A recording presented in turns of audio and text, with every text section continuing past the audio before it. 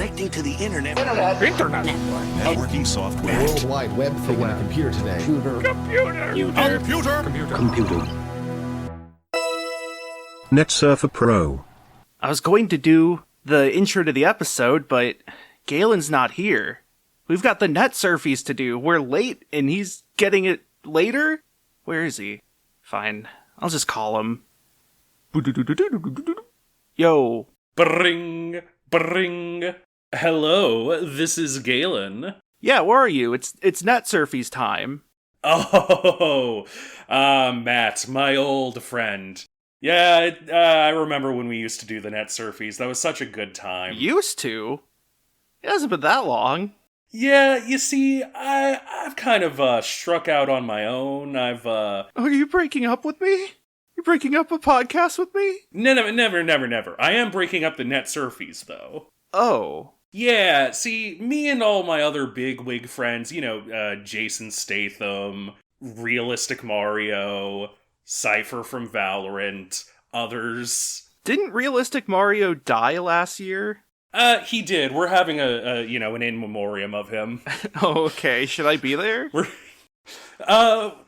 Maybe afterwards, but we're doing the awards first. Okay. Like, we're doing the awards and then we're going to do the in memoriam. We have a song and everything. But I kind of figured that the Netsurfies, it's really just not my vibe anymore. We always kind of have these divergent interests throughout the year. You're interested in anime, I'm interested in YouTube, different stuff. I'm also interested in YouTube, to be fair. Yeah, but I'm not interested in anime, so... That's surprising. I know. You would think by now I would actually like anime, but considering I've watched quite a bit of anime at your request, have too... Have you just been putting up a front for me? You don't have to do that. Well, I appreciate that. I'm happy we can have an open and, honest relationship like this, which is why I've decided to start my own competing awards show. Competing? Yes, that's right. Introducing the Pro Awards, the Galen-centric Netsurfies. The Pro Awards? Yeah, I figured the Netsurfies branding already kind of, is there, and, if you ever wanted to, if we had, a big splitting up and you decided to sue me, the Pro Awards is kind of generic enough, I could probably get away with it. Not that I think we're going to, of course. It's not the most evocative name, I'll say, but I do have another question, which is, where are you hosting this? Because we only have enough funds for one sort of auditorium. Yeah, so I asked Jason Statham for a bit of a kickback for all of the name recognition and, the branding that we did for him on our podcast. And so he has actually rented out the beautiful scenic Busch Gardens. Which one? Yeah, it's not any of them. It's actually just a garden that has a single bush in it. Oh, okay. Are there any other plants? No, just the one bush, but it is multiple gardens. It's a lot of dirt, I guess. Yeah. What is this, Arizona? It feels a little more like Kansas. We're just kind of all standing in a field. There is a red carpet, but it doesn't really lead anywhere. I wouldn't follow that red carpet. That sounds like it will sort of whisk you away. Yeah. Well, I guess what we can do is sort of do our separate award shows and just kind of combine them in post. Ooh, that's actually a really good idea. Because we do have to put this in the same episode. Yeah, that is a good point. It's a good thing that I brought the, secondary recording booth here with me. Oh, right, because otherwise this whole thing would just kind of be a mess. I forgot we had that since we used it last year. Yeah, we used that one last year, and the main recording booth is now the one that's, I think, in hell, according to our lore. I haven't been keeping track that well, I will admit. Yeah, that's basically what 2025 has been like. But for our listeners who are currently listening to, oh, hang on, let me get off the phone real quick and get into the recording booth. Click. He hung up on me. Jason Statham, you stay right there and keep everybody busy. I'm gonna get in the recording booth. Skaboom. Beep beep beep beep beep. Tick tick tick tick tick tick tick. Record. Okay. And now that I've done all that improv, I can finally hit record on the recording booth. Yes. Welcome to Netsurfer Pro, a whirlwind ride through the World Wide Web. We haven't done this in a while. I'm your host, Matthew Marisa. And I am, of course, your co-host, Galen. And, 2025. Yeah, we could say a lot of things about 2025, and we will, as that's sort of the purpose of the Netsurfies, but I think we don't need to go in depth onto our specific ailments and roadblocks that we have sort of crashed into. I will say that it is a little fun. The specific reasoning that this episode is coming out late is because for the second time in my life, I have gotten COVID at the turn of the year. Fairly certain it was COVID. Didn't, specifically confirm, but it was an upper respiratory infection that knocked me out for, 2 weeks, so sounds about right. But I'm finally... Yeah, I'm lucid, I'm fully COVID-free as of right now, and I am more than happy to finally get this done, finally put a bookend on 2025, which has been simultaneously a very turbulent year, and yet also surprisingly good in certain ways. 2025 has been very eye-opening. We won't get into a lot of specifics, but it has been also extremely... It's been personally fulfilling to see a lot of the changes in the world, let's say. It's been very personally fulfilling for both reasons that are not for this podcast, but also just seeing people care again in broad ways. And I'm seeing Kerrigan. And I'm seeing care again from Petscop. Ah, yes. Uh-oh. Bye-bye. Bye-bye. I'm hanging in there. Yeah. I think, it'd be easy for me to talk about all the bullshit from 2025, but that's not why we're here. We are here to talk about the things we liked from 2025, and to put a spotlight on good things in the world. Yes. Despite all the tumult. Yes. As you might say. Yeah. This podcast isn't entirely no bummers, but we want to focus on the good, focus on the awesome things that came out throughout the year, and just kind of focus on the cool people that, really kept us on the up and up through the turbulent times. So, So, to start things off, I should note that we have sort of a format change. Yeah, we, as the opening bit has kind of explained, we often have interests where, my personal game of the year or my personal video of the year have been different. And so a lot of what we would do was kind of talk about it and compromise, so to speak. We'll make this one that is your choice game of the year or whatever, but this one that's my choice, video of the year. We've decided that it would be better if we just sort of had our own separate winners and also had a couple of our own individual categories. There are album of the year, for example, previously has kind of only really been your category, with me having one or two. So, we're just sort of making that official. Yeah. I think the big instance was last year we spent 30 or 40 minutes trying to decide between Balatro and UFO 50 for Game of the Year. Yeah. And that was those were our individual picks. And I think if we had decided to split it based on our picks, then that would have been fine. But it was that difficult decision where it's let's just avoid that. Yep. I also think other podcasts and whatnot that do lists like this tend to separate by hosts, so we're just we were behind the times, but now we're of the times. Current day. We were traveling right beside Griffin McElroy, and we looked back and we saw two sets of footprints for the two of us, and we were like, hey, what the fuck, Griffin? And he was like, that's when I carried one of you. And we were like, what, you only carried one of us? Yeah, I had to walk. And he had to struggle to carry me. I don't know if that's insulting to yourself or to Griffin McElroy more. Well, before we insult any other podcast hosts...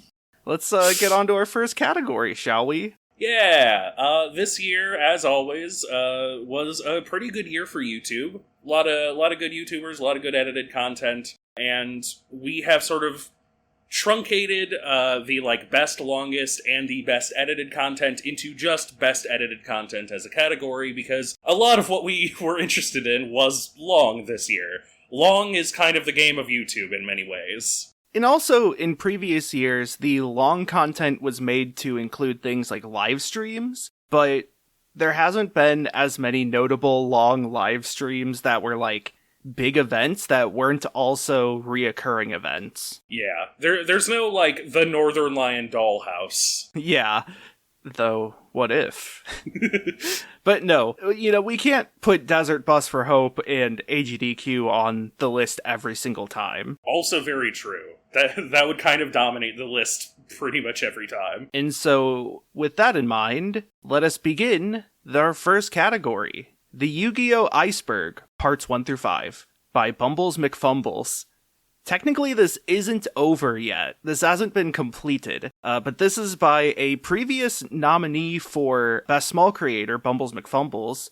It is an iceberg chart video where it goes through layers of fun facts, trivia, esoterica, history, knowledge, info about a specific hobby or subject or community. In this case, the Yu-Gi-Oh! Series, whether it's the anime, trading card game, the community around it, the story within the game, the manga. All of that is covered in this in a very in-depth way, but also a very funny way, as is characteristic of Bumbles McFumbles. Davy Gunface, an exceptionally brief tier list of the Bloons TD6 monkeys. I should note that this is like a 6-hour video. Davy Gunface is kind of a sleeper creator where I feel as though he consistently makes very good videos, but it's one of those things that you never specifically think about him being an exceptional creator. But he sort of is, and this most recent tier list of his has been a kind of building to with other videos that he has made with regards to Bloons TD6. It's a deep dive into the mechanics of the game. It is a tier list, a little bit of an iceberg in many ways. He does bring up some obscure things, but mostly it is a full kind of dissection of where the various paths and where the various towers fit in the game that is Bloons TD6. He is somebody who's talked about Bloons for a very long time, and so you kind of can trust his opinion, and he's also very upfront when he's like, this is more just based on my opinion, or I was thinking this was just my opinion, but I've had X amount of years to think about it. Very good video, and, well, it is 6 hours of Davy Gunface. Flawed Peacock, Rusty Lake Series Explained. Flawed Peacock, another alum of the Best Small Creator, made a many hour, many part series on the Rusty Lake video game series, which is a video game series that is an escape room, sort of inspired by things like Twin Peaks and other surrealist cinema and video games by extension. And Flawed Peacock, as always, does a deep investigation covering influences, themes, the gameplay itself, and also sort of piecing together the narrative. FD Signifier, Charlie Kirk and the Conservative Death Cult. Just gonna leave a notable pause here and not say anything else. Pichow, only 56 players have beaten this Pokemon game. This is a video by Pokemon Challenges, or formerly Pokemon Challenges, Pichow, about his winning run of the Pokemon Emerald ROM hack Pokemon Run and Bun, which was a ROM hack made to be hardcore Nuzlocked with more modern Pokemon and Pokemon mechanics, but also incredibly difficult and intricately designed battles. This video was complete, not just with like a sub-narrative going on and custom animations, but also an entire anime opening and ending by the band Origami Angel. Snapcube, Kingdom Hearts Real-Time Fandub Series. I don't know that we've ever really talked about the Real-Time Fandub series, which feels a little strange to us. We've definitely referenced it, some of the more famous lines from the Sonic Adventure one. But Snapcube is a creator that I personally actually also really like. I like their content outside of the Real-Time Fandubs. But Real-Time Fandubs is what they are most known for, and Kingdom Hearts is the newest series that they have been Real-Time Fandubbing, which is an exceptional choice, frankly. Already, I have not, I will admit, seen every single part of it, but every single thing that they have done is so incredibly funny. They are very good at, like, characterization, comedic characterization. This especially gets into, like, it seems like it was a live playthrough, and so there's multiple instances where they will mess around with the text box, essentially, where, like, you know, the guy voicing Sora will choose an option, go down, choose the different option, and, like, read it out in real time. Very good stuff. It's very nice to see that not only are they kind of still on top of the game, so to speak, but that they are actively doing more interesting things with it as well. Lord Ravenscraft. Beast Wars is Shakespeare. Lord Ravenscraft is previously best known for making videos on board games within movies and the Animorph series, but he's also a noted Transformers fan, and this video talks about the Transformers Beast Wars series, a very early 3D CGI series, that also talks about how it's directly influenced by Shakespeare, but also compares the works of Shakespeare to Beast Wars in a sort of dissection of low art. Folding Ideas, Man-Trax, a true story of fake fossils. So Folding Ideas, Dan Olson is kind of well beloved on this podcast as well. It eked out right into the year. This was in January, and I'm very happy that it did, because it's kind of one of my favorites that he's done. In typical Folding Ideas fashion, it begins with a discussion of a very specific thing, and then pivots very hard in the middle, very early on in this case, to what the video is really about, which is about creationism, and not just creationism, but sort of creationism as a science, creationism as people try to, like, build the mythology around it. It's a very wonderful dissection of American culture, of, like, the sillier sides of all of it, but also ultimately, like, a dissection of this specific style of grift, so to speak, of, you know, talking about making fake artifacts and fake fossils and whatnot to try and push a creationist agenda in a very robust way that explains the reality of it while also having fun with it, because fundamentally it is also a very silly topic. K-Bash, a perfectly normal strategy game. This is a video about Nobunaga's Ambition, the mostly Japan-only series of historic strategy games, but also it uses that as a vehicle to talk about sort of anecdotes and memories and stories of leadership and failure. And your winners are... The Yu-Gi-Oh! Iceberg, Parts 1 through 5 by Bumbles McFumbles is the winner of the Pro Award. Bumbles McFumbles has been one of my favorite creators for a while, and the Yu-Gi-Oh! Iceberg in specific was essentially meant to be his, quote, 100th video. It's obviously taken multiple parts, but I really like Bumbles. He talks about kind of everything in a very interesting and fun way. But especially, Yu-Gi-Oh! Has been a part of his channel very much since the beginning, and so being able to see him talk about something that he's very passionate about, being able to see him talk about the history of it, and, you know, discuss a lot of the things he has also previously discussed, like, I almost said 4chan. Like, for example, 4Kids dubbing Yu-Gi-Oh! And dubbing many other anime, and people sort of having this very specific opinion about them rooted in their childhood, while also being able to talk about, like, the metagame, being able to talk about the video games, being able to talk about weird, unique instances like the 22,000 card deck. It's been extremely fun, and it's been extremely nice that it has been an ongoing series in between his various other videos as well. And your winner for the Netsurfies is Lord Ravenscraft, Beast Wars is Shakespeare. I think, like, there's a lot of YouTube videos on this list that are very good and important and interesting, but I think this one is the one that was the most meaningful to me. In a lot of ways, this kind of inspired me to work on more stuff myself, because I think the appeals to sort of low art are very meaningful as someone who does like a lot of things that are considered bad, but also is very heartwarming in a way.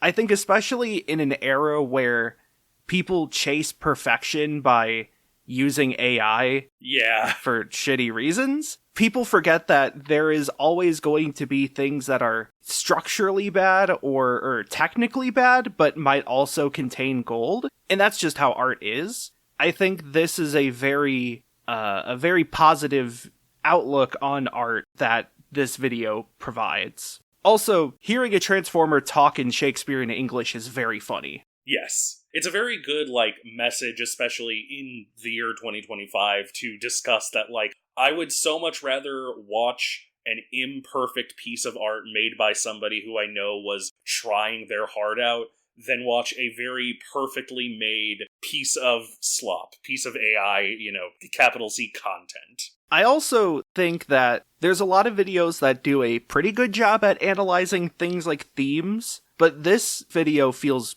like it does a really good job. It has a literary approach to the way it analyzes the work. Yeah. All right. Very, very good year for YouTube. It's going to kind of be always a good year for YouTube, I get the feeling.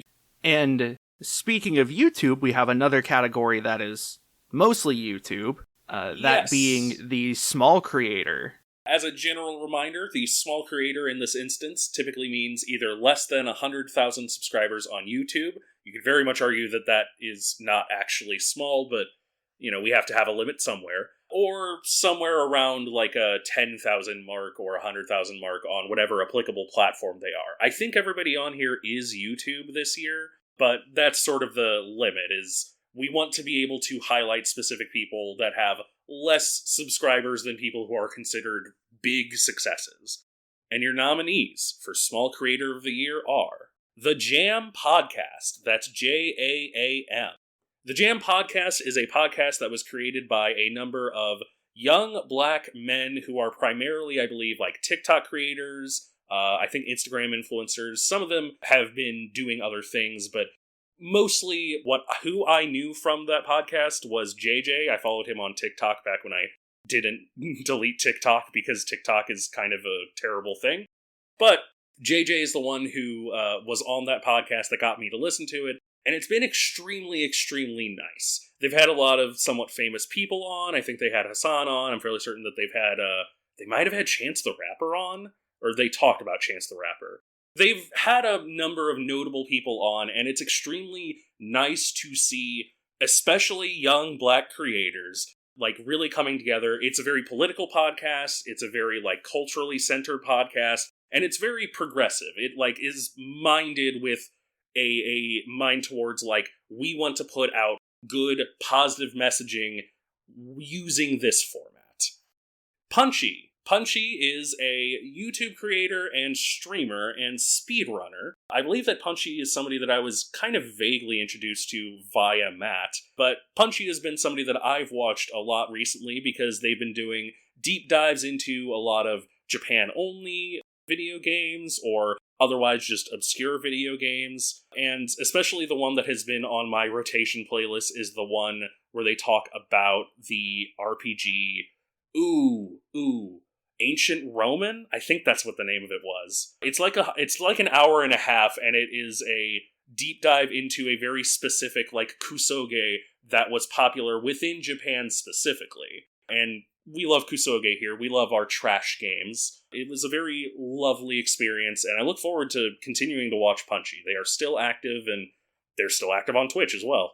Flaming Mercury 5. Flaming Mercury does videos sort of looking at a mainly Mega Man and Pokemon, but looking at usually a large list of subjects from those under a specific lens, and primarily focusing on character design, and primarily focusing on fashion, because Flaming Mercury also has a big sort of fashion aspect, and especially retro fashion, like pre-80s, pre-90s, that she will often cosplay or dress up in sort of a retro style to match her subject. For example, in a video talking about planets and robot masters that represent the planets, she dressed up in like a retro NASA outfit. Emily Doree, Doree for that last name. Emily is a trans and plural YouTuber who talks a lot about Japanese exclusive stuff, this time about eroge. Yay! Adult visual novels and adult video games. But she uses that often to talk about things like gender and sexuality that aren't often discussed on YouTube in general, mainly due to monetization reasons, but she is not afraid to talk about it in those deep lenses. Sepia Tone 77. Sepia Tone 77 is a kind of random horror creator, is what I will say. He is a creator who has done a couple of previous series, specific videos, I believe, but the thing that got me into him in specific this year was a Animal Crossing OST re-upload horror series. Very interesting. The creator Tederate, who is not on this list, but is one of those creators who talks about, web horror and whatnot, has a very good sort of correlated?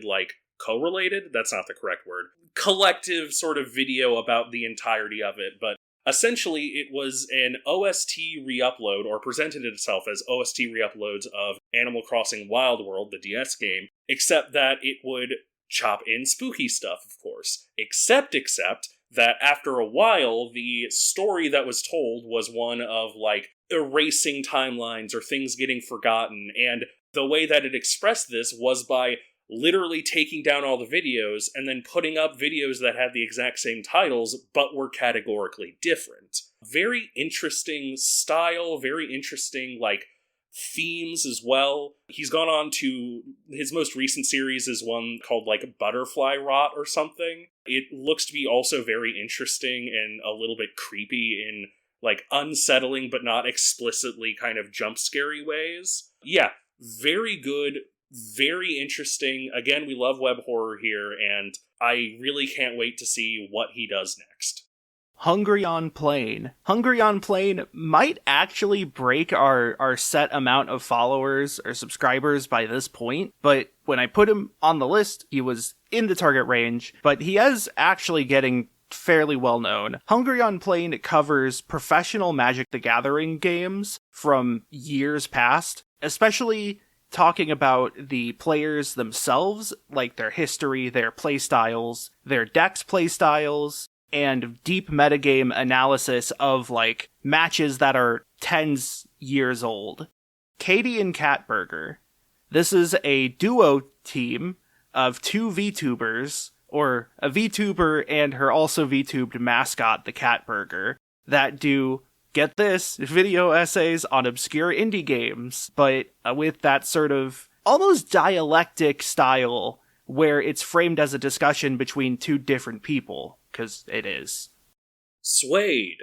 Suede is a Civ 3 YouTuber, kind of in specific, but more broadly talks about Civilization and strategy games like Civilization. Has a couple of videos that are introductions to Civ 3 or Sid Meier's Alpha Centauri, things like that. He's somebody who I got into through just sort of a couple of random videos of his, but he talks about things in a very, fun way, very minded towards, the strategy, the Ludo narrative, things of that nature. He's done videos over things like how does the Civilization series handle slavery, or how should religion work in Civ? Not how does it work, but how should it work? He does interesting videos of that manner, and he also understands that while he likes Civ 3, he understands the appeal of each individual Civ game, and is very, willing to break down what each one offers. And the winners are... For the Netsurfies, the winner is Flaming Mercury 5. I think Flaming Mercury 5 for me is the best example of what a small creator, is, in that her topics are usually very niche, even though they do fall within a greater realm of video games. But, in a lot of ways, I really respect the amount of effort she puts in the fact that, things like her focus on retro fashion aren't exactly popular or common nowadays, but I think the ability to talk about whatever you want and present yourself how you want is very respectable. And the winner for the Pro Awards is The Jam Podcast. It's really close, I will say. I think Sepia Tone has made content that has made me actively think more, but that's also only because I've attempted to stray away from politics in certain ways. The Jam Podcast, however, is kind of one of the most exciting, political podcasts that I have seen in a very long time. It's very, very nice to see a group of motivated people talking about politics who are under the age of 40. And not just that, but it's also very nice to see them, like, even somewhat smaller creators being able to reach out and talk with extremely famous people, being able to, get these people on the podcast to talk about extremely specific issues. And it's really, really inspiring to see. It's the kind of podcast that always made me, feel good to see it, even if I did not always watch it. Because it told me that these are people who are extremely active, who care about these issues, and, again, not to lounge in it, but that's very nice to see in 2025. All right. Well, my itinerary says the next category is, of course, going to be car talk for the Pro Awards. You have car talk in the Netsurfies, right? What's car talk? Oh, boy. Okay, so, do you know those, rectangular things with wheels? I think you're talking about skateboards? Yeah, sort of like that. So, Tony Hawk uses a skateboard, but he also actually does use a car to sketch that skateboard on. It's the thing that you grab onto to do sketching. Oh, okay. Yeah. Like the thing that has a bunch of pineapples in it? Yeah, it's that thing that, it's that thing that, oh, damn it. Fuck. No, I can't. I don't have a yes and. Fuck. I've trapped you. Yeah, you trapped me by comedic convention. Right. I like car stuff. So this is the first specific category to me, which is going to be car talk. I'm going to talk about things that happen in the world of cars, car video games, and car culture. It's mostly a lot of video games. And the nominees this year are Old School Rally 1.0. Old School Rally is a, as it kind of sounds, old school style rally game, sort of in the style of PS1. It is a game that came out in early access last year. But it went 1.0 this year, and it was really nice to see. It's got a fuller, nicer kind of campaign. It is more of a full product with an actually appreciable number of cars and tracks and everything. And while the handling was kind of difficult initially, I got my head around it, and it is actually really, really fun. If you're looking for just a good little pick-up-and-play rally game, play one or two races, kind of exceptional. MotorStorm and MotorStorm Pacific Rift, verified for emulation.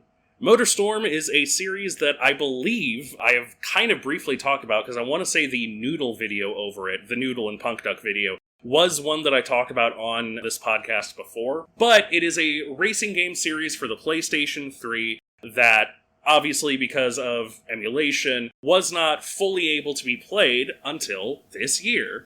And so, personally speaking, I have been playing Pacific Rift kind of on and off. If we're talking sheer hours into a game, Pacific Rift has a number of other games that I have on Game of the Year this year. It has it beat. So, shoutouts to Evo. Hope they make some great stuff in the future. Don't watch that Noodle video and learn what happened to them. Sonic Racing Crossworlds. This is a game that I only played because of you. Okay. I figured you would. I figured that you would say something. This is your category. Yeah, I guess it is. Yeah, Sonic Racing Crossworlds. It is the newest in the Sonic Racing series. Of course, we previously had Sonic and Sega All-Stars... What is it? Sonic and Sega All-Stars Racing Transformed? Oh, you fool. It's Sonic and Sega All-Stars, and then it was Sega All-Stars Racing Transformed. Right, of course. How could I be so silly? And then there was, what is it, Team Sonic Racing? Oh, man. Play... just play the 2D kart racer that we talked about before. No. Sonic Racing Crossworlds. It is a very interesting take on the circuit racer genre. Really, the two specific things that I would like to highlight are the fact that, A, the second lap literally transports you to a unique, single lap space, essentially. Really, really interesting way to do the formula of, a circuit race. And then the fourth race in, I think, every cup is literally just racing through the other three main tracks that you have done, which is also a really deeply interesting idea. It's a very fun circuit racer that has made me actively think more about, how to make an interesting racing game. Also, it has too much customization. So much customization. It also has SpongeBob and Steve. Yep. Warframe 1999 adds motorcycle and kissable mag frame. Ooh. Warframe is a game that I have played a lot of. Warframe is a free-to-play game that is oftentimes called a waiting simulator because you have to put blueprints on cooldown to use new weapons. But 1999 was the update that came out in 2025, rather ironically, and it is an update that has been teased for many years, and it finally came out. It added a motorcycle, so I can talk about Warframe in this category. That's kind of the only thing that I wanted to do in this category is talk about Warframe. They added a dating simulator as well. You can date people who are proto-versions of your Warframes, including Mag, who is my Warframe, who is the best Warframe. You can kiss her. Her name is Aoi. Also, shout out to Rebecca Ford for just kind of being the best. And your winner of Car Talk 2026 is MotorStorm and MotorStorm Pacific Rift verified for emulation.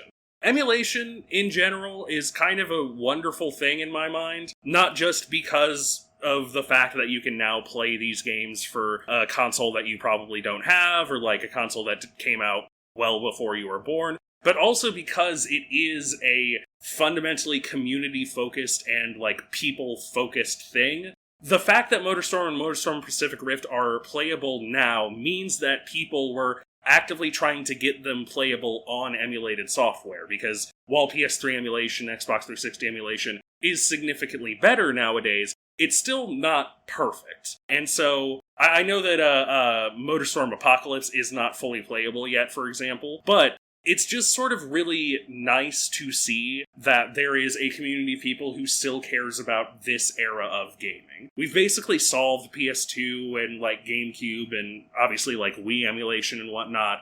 And so seeing the 7th gen kind of being brought up to par, it feels very comforting. I'm very happy to see it, and I hope that Apocalypse is playable in 2026. It looks very fun. Yeah. So now we go to a few of my categories, but these are all going to be very quick because most of these don't have more than one nominee. For example, first off, we have Streamable Thing of the Year, which is the broad category for things that are not, internet content creator-made creations. These are the studio productions. It's the reason the Academy Awards started allowing movies and shows, because with, all these different streaming services, the line gets blurred. Yeah. The problem is that I don't really watch a lot of these anyways, and neither of us do, really. Yeah. So there was only really one thing I wanted to mention on here, which is that the new Knives Out movie, Wake Up Dead Man, came out towards the end of the year, and it's great. It's phenomenal. I mean, we talked about Knives Out 1 on this podcast, and Knives Out 2 is also extremely good, and now the third one's also extremely good, so highly recommend. Of course, while I don't watch a lot of live-action stuff, I do watch a lot of anime. Ooh. And really, I read more manga. But I do watch anime, and there was some really good anime this year, which is why there's multiple nominees for Anime of the Year. Yeah, some of these are even ones that I have actually seen, because you've shown them to me, and I can attest. And your nominees for Anime of the Year are City the Animation, the sort of successor to Nichijou.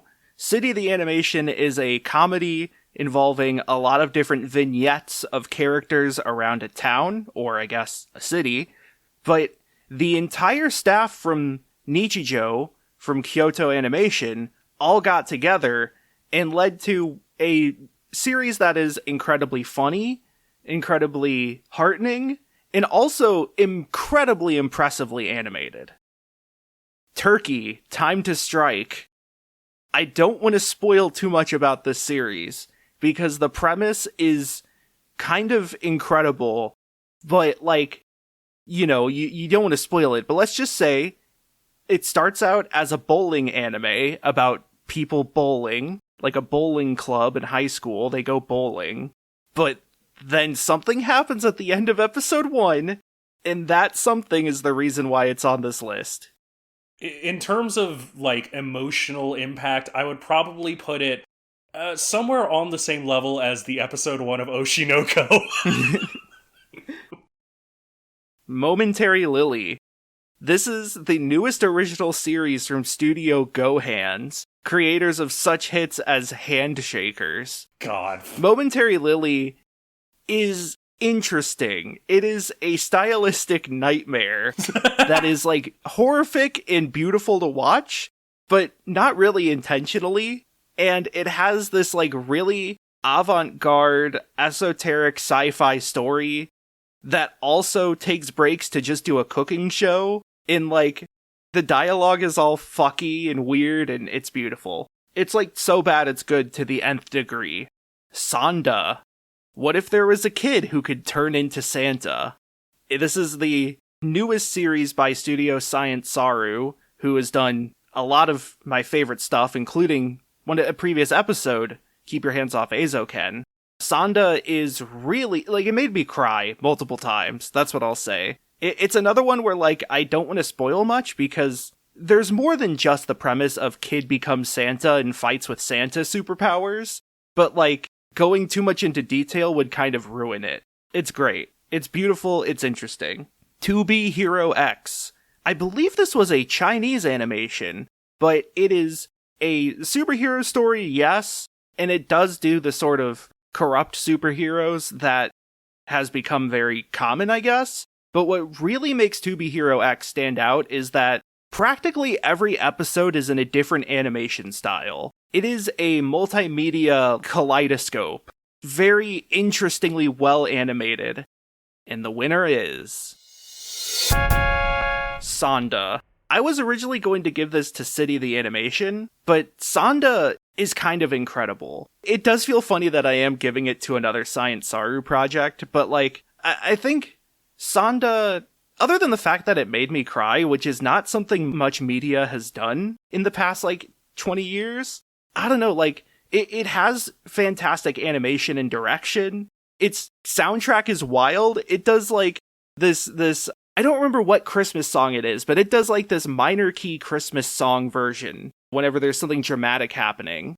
But also, the storyline is interesting. There's a lot of weird world building that goes on behind the scenes that, like, gets drip-fed to you very slowly. It's, like, very heartwarming and nice and tender. It's great. Also just, like, a phenomenal coming-of-age series. Yeah, you have shown me either one or, like, 2 episodes of this, and I do sort of love the concept alone of, like, what if we made deep lore for Santa?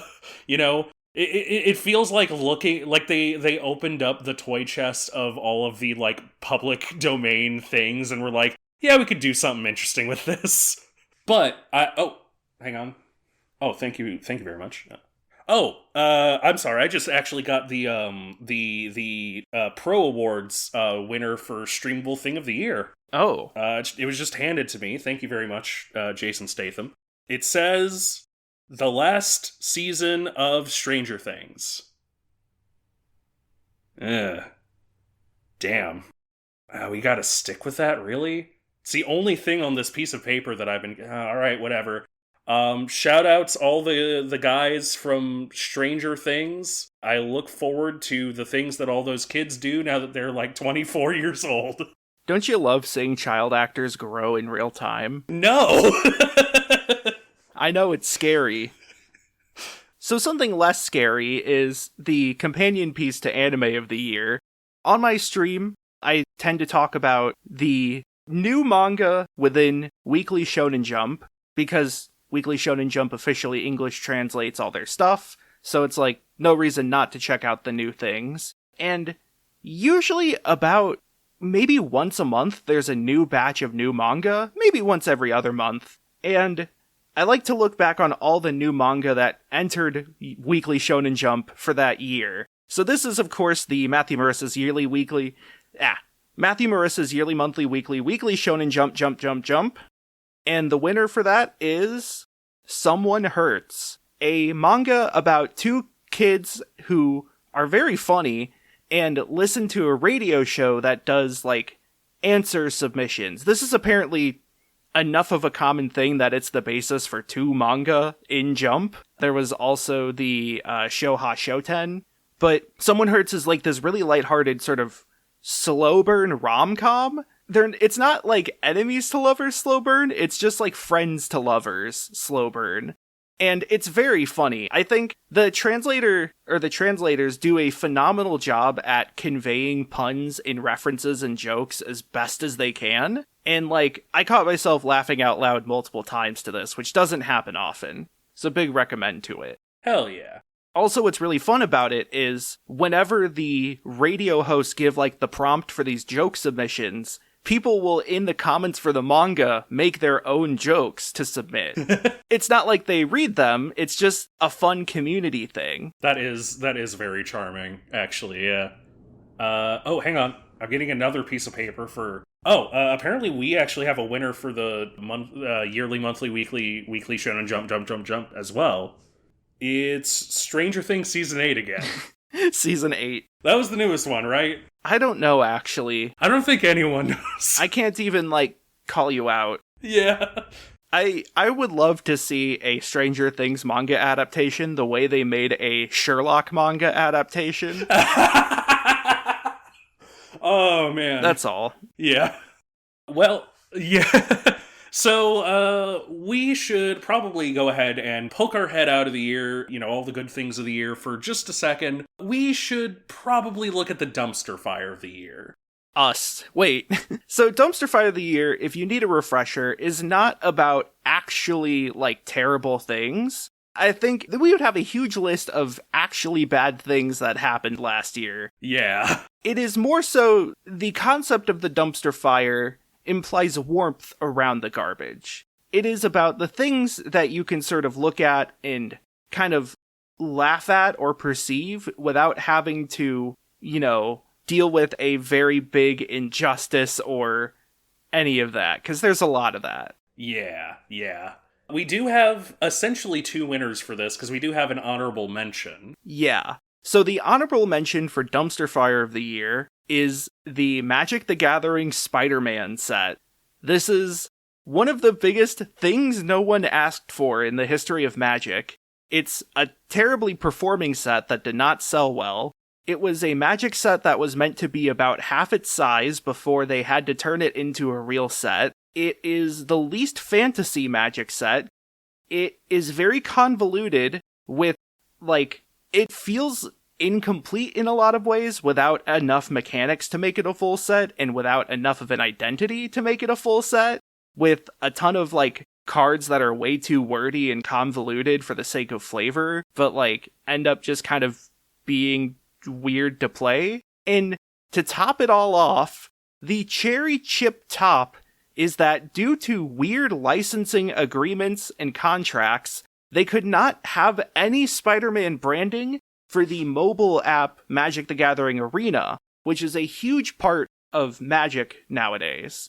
Meaning they had to create an entirely different version of the set with the same mechanics but different names and artwork, just for Arena.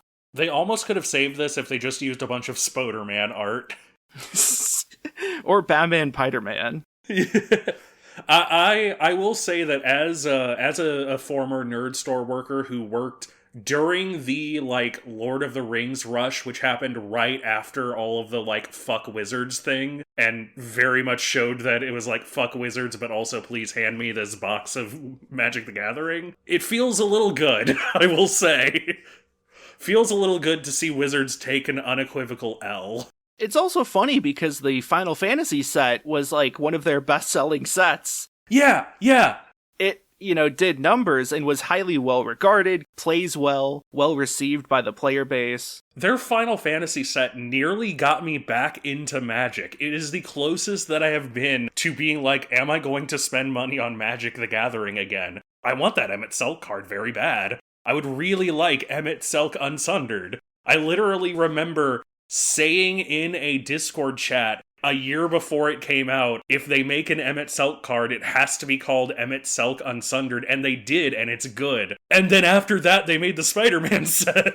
But it's okay, they made the Avatar The Last Airbender set, and that's a great one. So, they really bounced back. Yeah, shout out to, Wizards as a company, fuck them. Shout out the designers at Magic. The people working at the godforsaken company clearly are trying and clearly are talented. But your winner of Dumpster Fire of the Year is the Democratic reaction to Zoran Mamdani. So, we'll probably discuss Zoran Mamdani a little bit later in this, but the short version is that Zoran Mamdani is a Democratic socialist who won the mayoral seat in New York City. Very good thing. Very happy for him. However, as has been a very interesting thing to watch, the Democrats, the political people, the Democrats, the blue people with the donkey, yeah, they all shat their pants when he won. They spent so incredibly long, actively trying to get disgraced former mayor and sex pest Andrew Cuomo into that seat, to the detriment of the most, politically engaged candidate that we have gotten in this past year, and it was a very telling moment. I am hoping that we can look back on this and laugh. Not with the Democrats, to be clear. Not individual Democrats, I'm sure, are going to be coming around to it in the coming years, and, I don't want to be here and, shit talk people who are just now realizing things are bad. However, as a,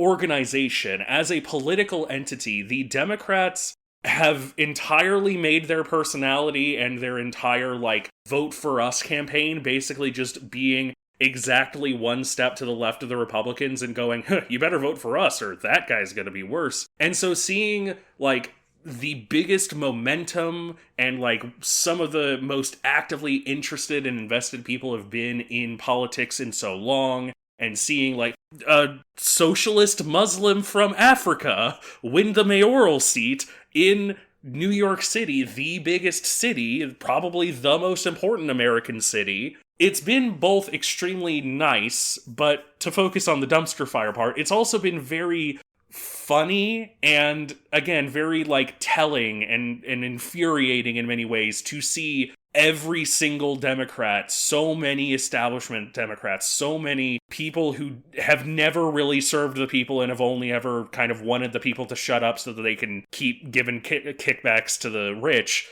just absolutely lose the plot and go, oh god, we can't let this guy win or the whole game might be kaput. Yeah. This is definitely... There's a lot of other dumpster fires. There's, of course, a very notable dumpster fire that we could have focused on, but I feel like this is the one to focus on because it is the first time in at least my lifetime that we have seen, a 2008 Obama-level, hype and interest and love for a candidate. And it is also definitely the first time that we have seen that where the political system around that candidate would not give him an inch, and he still won anyway. So, fuck you, Chuck Schumer, Chuck the fuck Schumer, as I like to call him. Fuck you and your, imaginary hamburger friends. All praise be to Zoran Mamdani.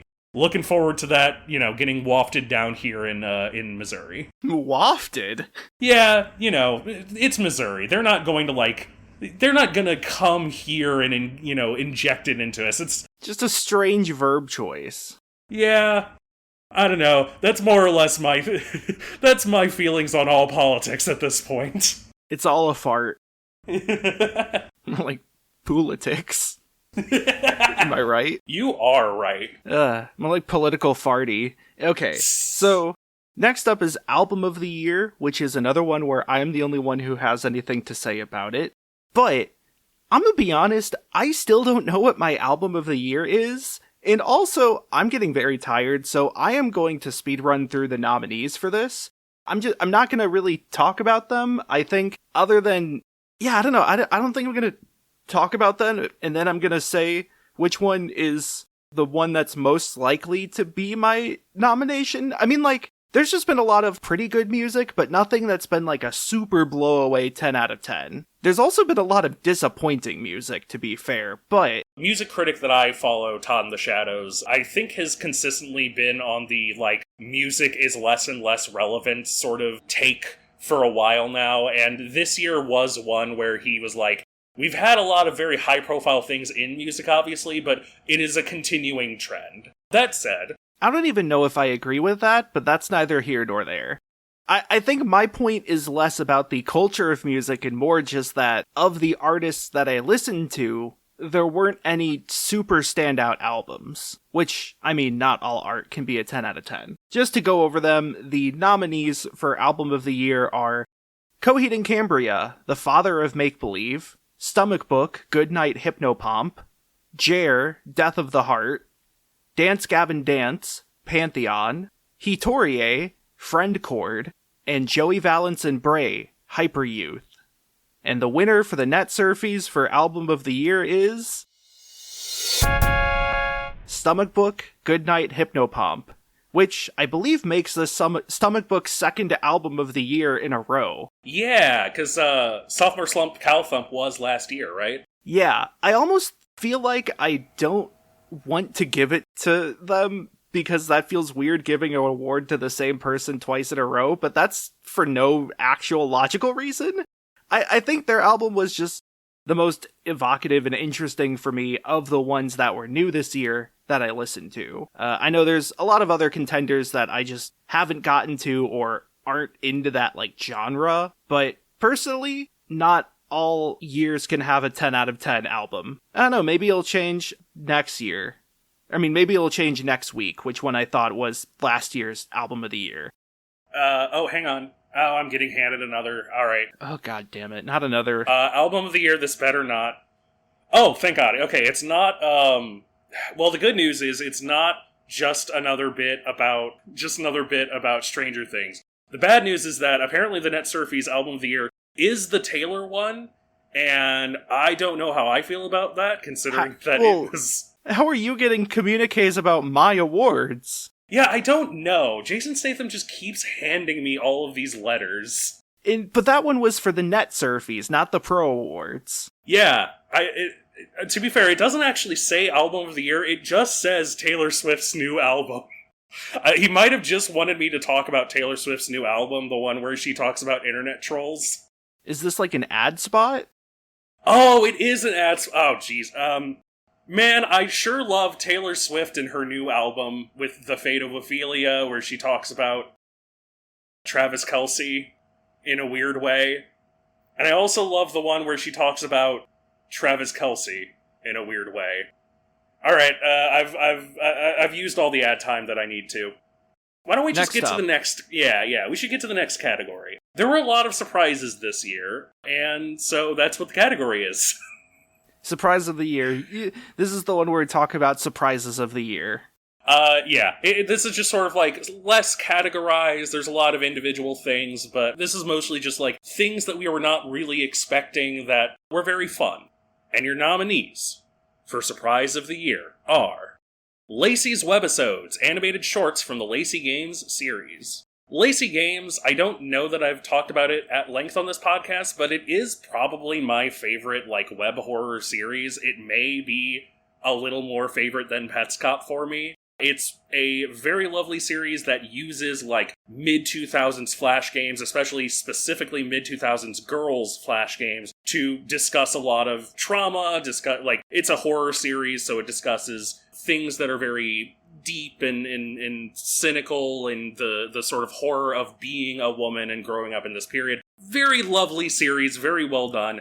Well, Lacey's Webisodes is an animated short series that had its first episode released in 2025. I believe it is animated by Shockwave Animation, the indie studio, indie YouTube studio. The animation style is lovely. It kind of perfectly encapsulates that very angular 2000s anime style, Western child making anime games-esque style, while also it retains a lot of those design philosophies while still actively looking very good and very interesting in motion. Lovely series. I can't wait to see what comes of it. I also know that they have Ghost Tundra, the creator, has a game coming out, I believe. So, yeah, Lacey Games keeps winning. Lacey Games, keep your eyes out on it. Tom's Crossing. This was announced in July and came out in October. This is the newest novel by novelist, author Mark Z. Danielewski, creator of House of Leaves. This is his first full novel since House of Leaves, with his second work, Only Revolutions, being more of a poem, and his third work, The Familiar, being a serialized series.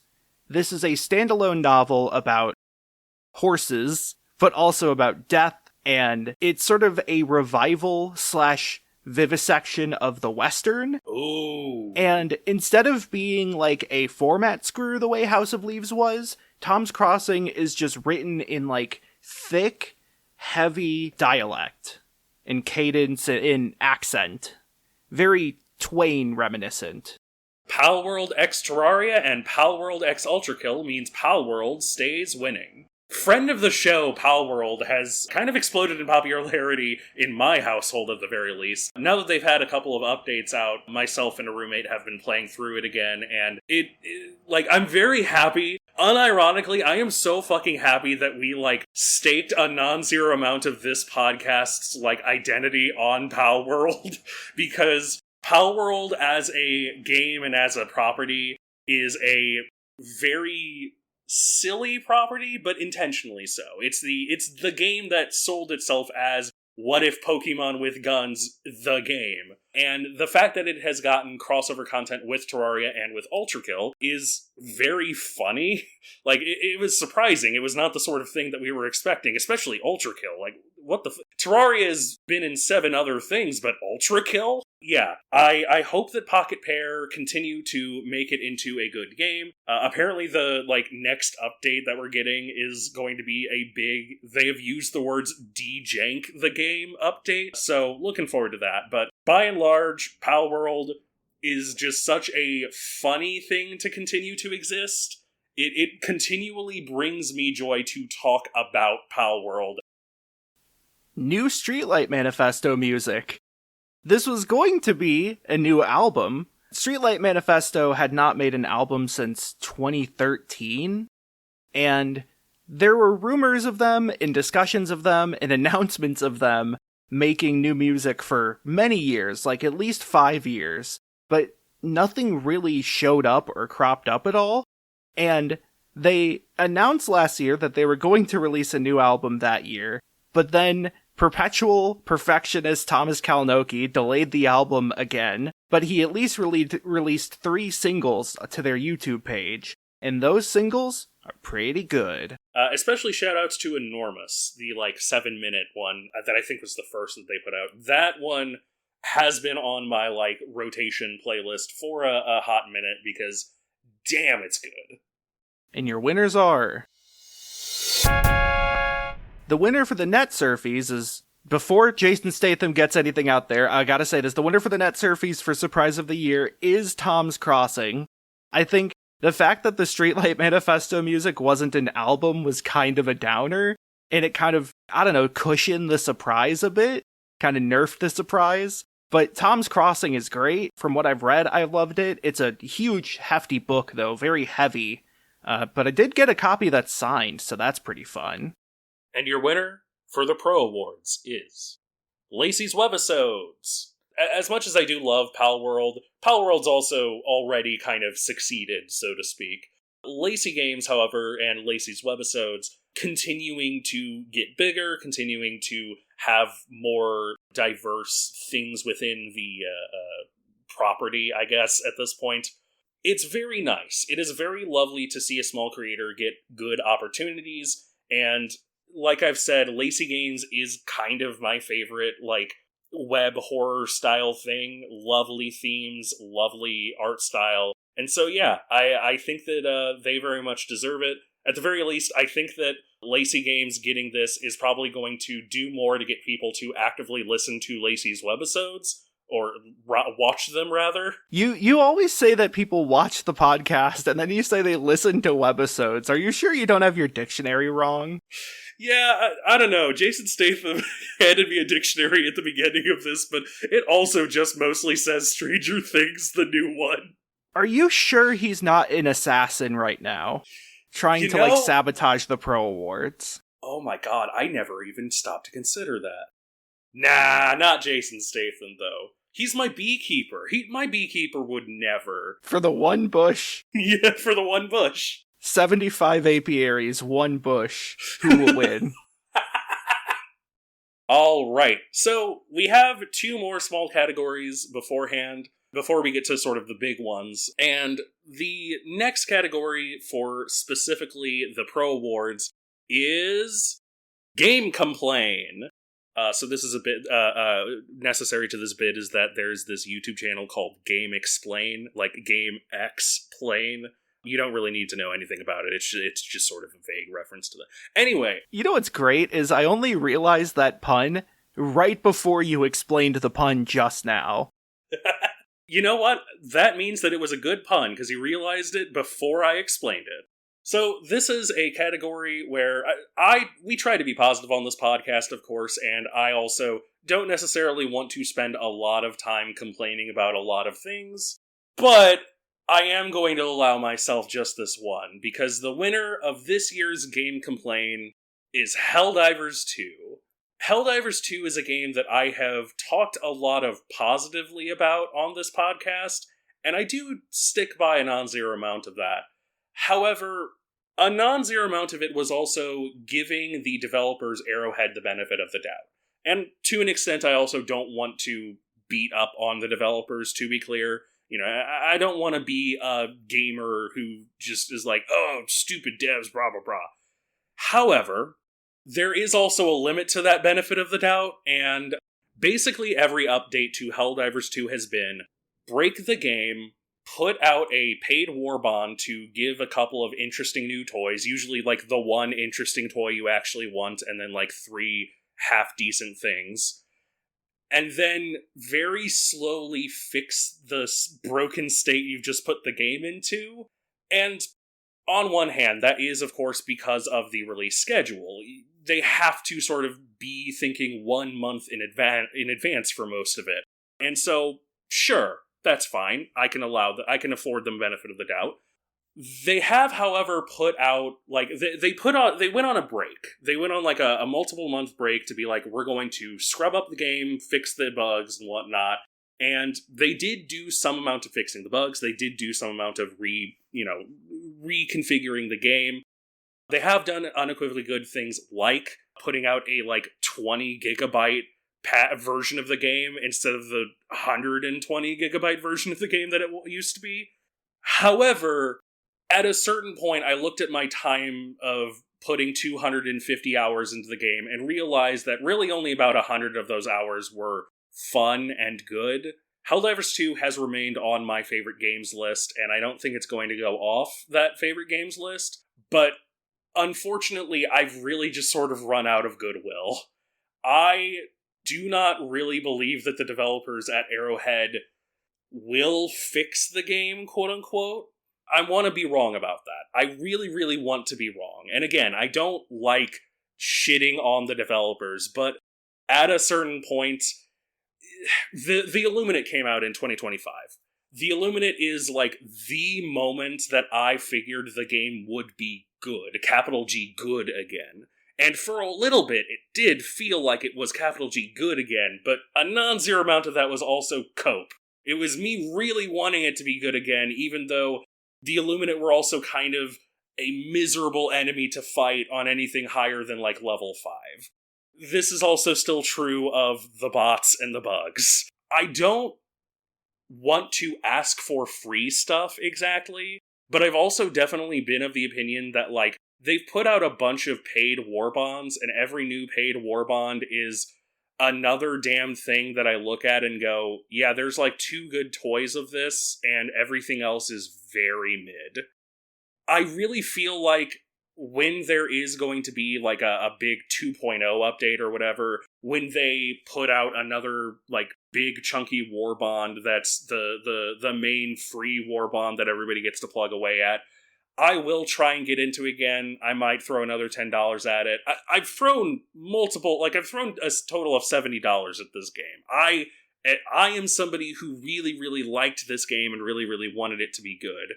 However, until the game is actively playable, until I can actually have fun while playing the game, and not just it being a difficult game, I've had fun while dying 100 times in a row, but until the game is not a fucking slog to play on anything higher than, like, Hazard 6, I think I'm going to be more interested in the upcoming Deep Rock Galactic release, is what I'll say.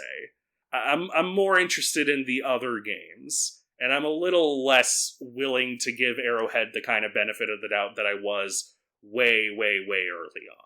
So, I'm going to rescind the Game of the Year award that I gave Helldivers 2. The next one, which is the last of the solo categoros, is the Pinball of the Pin Year, where I get to say what my favorite pinball table that came out last year was.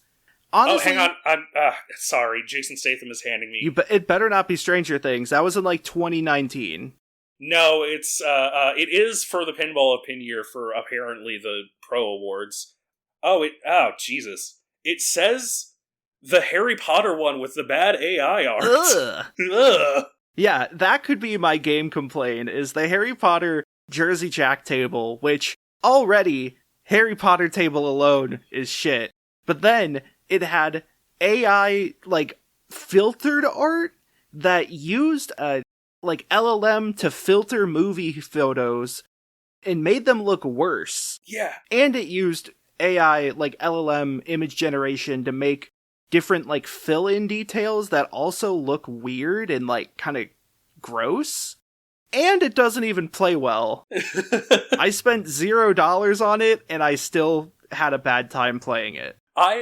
I love that they have used AI art for that as well, because the Harry Potter franchise, I'm not going to take up much more of the time of your category. Yeah, wait a minute. But the Harry Potter franchise is one of the franchises that has the most picture media of it. I have seen Daniel Radcliffe's face from when he was 14 on so many backpacks and water bottles. You mean to tell me you didn't have a fucking picture of Hermione Granger doing the specific pose or whatever that you needed? No, that's the problem. They did have a picture. They then put it through an AI filter. Yeah. That's the problem. They didn't even need to use it in the first place. They didn't. Oh, man. I don't know why. Yeah. I don't know why. I'm going to have a conversation with Jason Statham after all of this, but I think I'd like to abdicate back to you.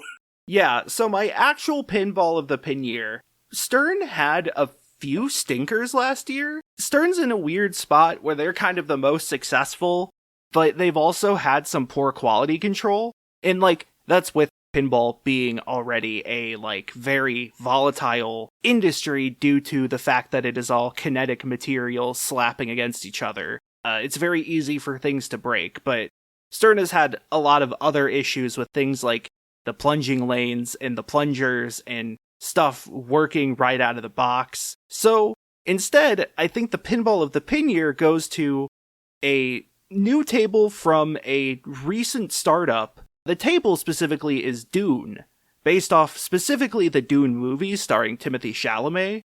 Everyone knows him. Marty Supreme himself, Timothy, Mr. Shals. The Dune pinball table is made by Barrels of Fun, who prior to that had only made the Labyrinth table. But the Labyrinth table was good, it was fun, it had a few issues that I wasn't a fan of, but otherwise was okay. But the Dune table is fantastic. It is great shots that are interestingly, intricately woven around the table. It's incredibly themed. Almost more than any other table, it disguises ramps as parts of the terrain of the sand dunes and mountains. Oh. There's a ball lock that is supposed to be the sandworm, Shai Hulud, and you hit the ball in the middle of this circle and then it lifts out of the table as the sandworm emerging from the sand. And it looks really smooth doing so. Yeah, that's actually a really fun idea. There's a bit of following a little machine, a little drone. I don't remember what they called them. Maybe it's the ornithopters? But you're following this little machine around the table, and it does so by lighting the lights up in a certain trail. But it's really well done for that. And then my favorite bit is the Bene Gesserit ball save, where you can light this thing, where if the ball goes down the left out lane, it gives you a last chance to save it by making certain shots, but you have to put one hand on the button in the middle of the table rather than the side buttons. to represent the spooky box the Bene Gesserit uses as like a test. That's really good. So Dune manages to have this really interesting, like, flavorful mechanic in gameplay loop that kind of immerses you further into it. So the Dune table is like a really standout piece of construction between the art package, the gameplay itself, the little tidbits here and there. That is, I think, like, very exemplary. Yeah, very nice. Put your hand in the box. What's inside? 2 free balls. Now we're getting to the big guns, the stuff you're all here for. Yeah, you've skipped the rest of the episodes, probably for the best. I can't keep making a bit. Yeah, I can't keep making a bit about this podcast being bad or whatever, because I really fucking love doing this podcast. You know what's wild is I've heard bad podcasts. Yeah, that's the other thing too. I have. Same. I'm not gonna like name names and shame shames, but like I've heard bad podcasts, and this is, I would say, not one. But you're not here to hear us give ourselves laurels. You're here to hear about the hard-hitting awards, such as Meme of the Year. Yes, Meme of the Year.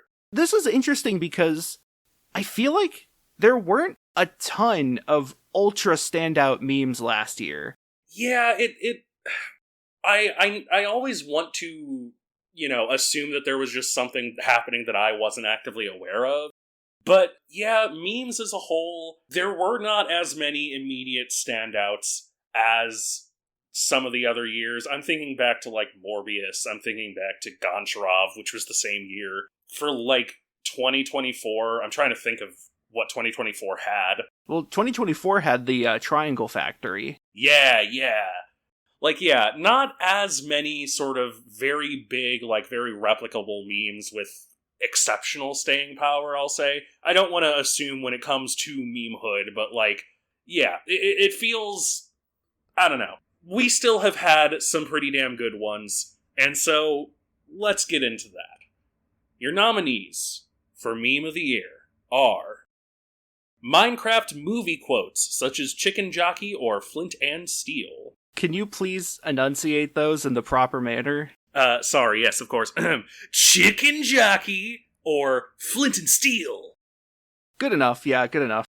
Yeah, the Minecraft movie came out, and it was bad. Here's a fun fact. My mother, who I kind of treat as, like, my barometer for, like, general audiences stuff, she asked if I wanted to see it, and I said, no, it looks very bad. And she watched it afterwards, and she said, yeah, that was also very bad.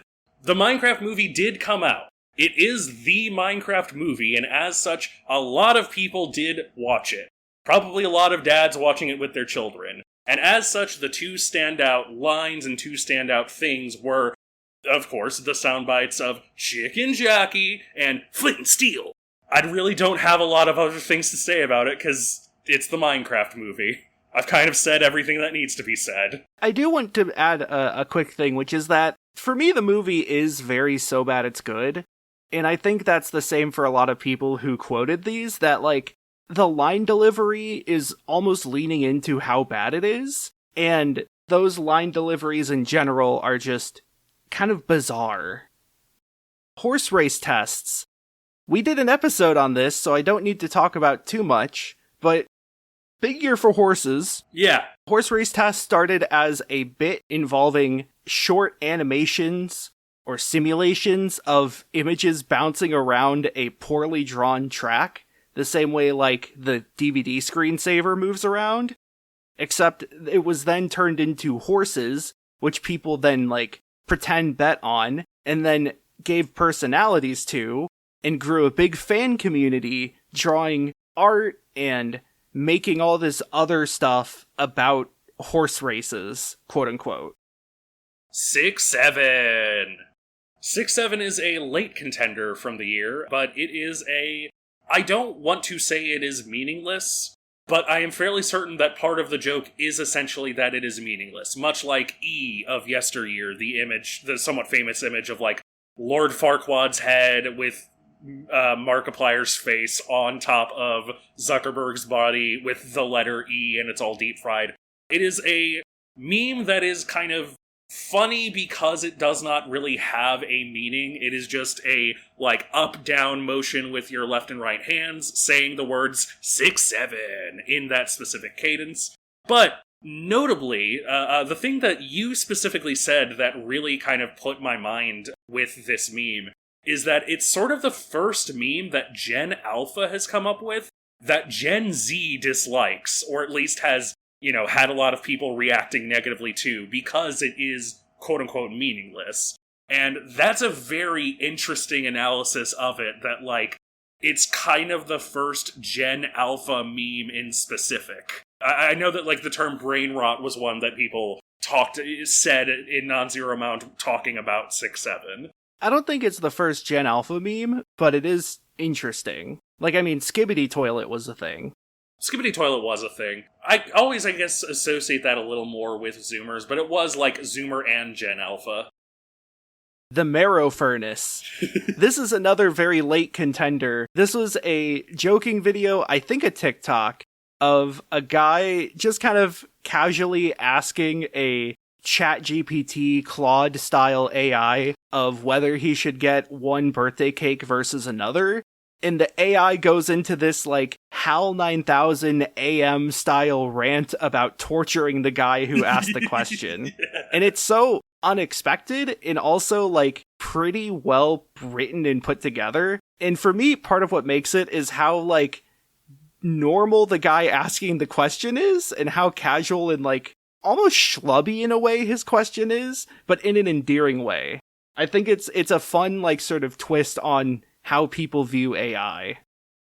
Not what I'm called. I don't remember the origin exactly of this meme, but the general format is somebody or something, like, coming out and saying, hey guys, a MS Paint drawing pointing at them and calling them some kind of, like, funny phoneme. I'll use Bridget from Guilty Gear as an example, because Bridget from Guilty Gear is well known as many other names. So, for example, an image might have Bridget Guilty Gear coming out and saying, hey guys, and somebody pointing at her and going, brisket, and then her responding, not what I'm called. It's kind of a very, like, it's just sort of a fun meme format. It's basically like another reinvention of, like, the red circle meme, which itself is a reinvention of another style of meme, I'm sure. It's funny to call things homophones.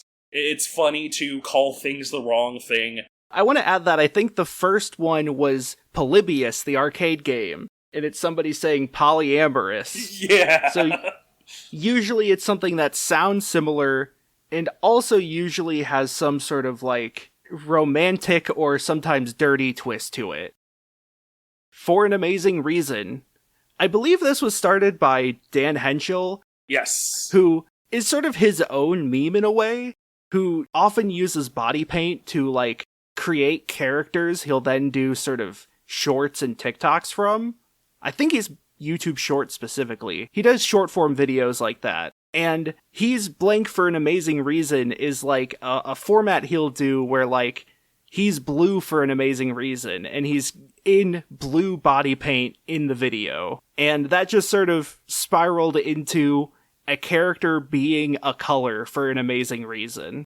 Yeah. It feels sort of like how Not What I'm Called feels a little bit like the red circle meme. For an amazing reason feels a little bit like Does He Know to me, where it's sort of like a funny thumbnail that then has has a very specific phrase associated with it that is very fun to use in certain contexts. And yeah, Dan Henschel is somebody who might deserve their own episode. And the winner is 6-7. I gotta say, one time I read somebody in a Twitch chat say that the motion you do when you do 6-7 looks like you're holding up huge jugs, and I just gotta say, goals? Yeah. Yeah, so essentially, yeah, you kind of covered my thoughts on this already by saying the thing I had told you in confidence, that 6-7 is, it might not be the funniest meme. I think the one that has kept me up at night the most is the Marrow Furnace. And I think the one that has, like, the best community around it is horse race tests. But 6-7 is significant. It is a passing of the torch. Yeah. I think, like, well, Skibbity Toilet, I think, is mostly more Gen Alpha and definitely had Zoomers that were less fans of it. I think Skibbity Toilet still had enough appeal to millennials that grew up with, like, Gmod stuff to where it didn't feel entirely Gen Alpha.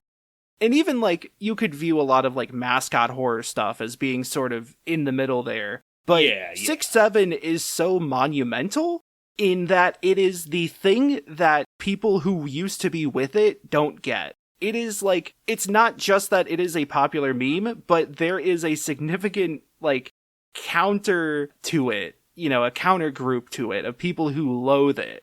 Yeah, yeah. It's also a new meme number. Yes. There's a Tumblr post that I saw that really fucking got me, which was due to shrinkflation, the funny number has shrunk from 69 to 67. Yeah, I've also seen, like, 68 plus or minus 1. Yeah. I do kind of love a joke that doesn't really need to explain itself or doesn't really have an explanation.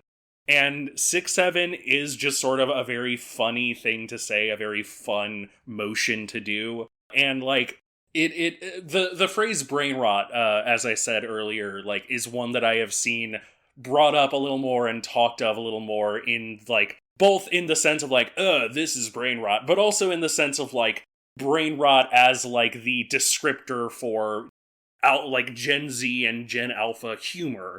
Very internet-centric, very, like, based on kind of trends and based on, like, funny things to say, things that are just sort of funny to do as a group that other people do not get, and in part, that is what makes it funny. Not like my brain rot, like Carmel dancing.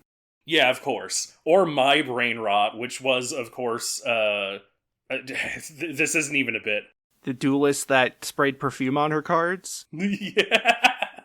My Valentine is my brain rot more often than not. I do think about my Valentine probably more often than a lot of people do. You can do that on your own time. We have an episode to complete. Yeah. Yeah, I think also, like, there are other Gen Alpha memes like Steal a Brain Rot and all the brain rots from Steal a Brain Rot.